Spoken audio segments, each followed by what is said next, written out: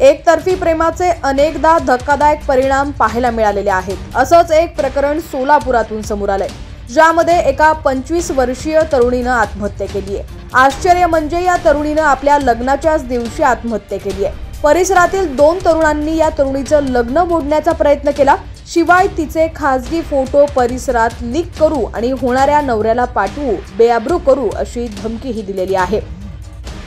काही दिवसांपूर्वी परिसरातील काही युवक ब्लॅकमेलिंग करत असल्याचा आरोप करत पोलीस स्टेशनमध्ये तरुणीनं तक्रार दाखल केली आणि त्यासोबत आपली लग्नपत्रिकाही जोडली। तरुणीच्या लग्नाच्या दिवशी येऊन लग्न मोडू आणि तुम्ही काय कोणीच माझं काही करू शकत नाही अशी धमकी त्या तरुणानं सालियाला दिली। सालिया शेख हिनं युवकांविरोधात 15 ऑगस्ट रोजी तक्रार अर्ज दिला होता, ज्यामध्ये तिनं नमूद केलं होतं की जर सलमान आणि समीर यांनी मला त्रास दिला तर मी आत्महत्या करेन आणि त्यासाठी सर्वस्व जबाबदार हे दोघंच असतील। या संबंधित युवकांकडून तरुणीच्या होणाऱ्या नवऱ्याला धमकीचे फोन आणि मेसेज पाठवले गेले।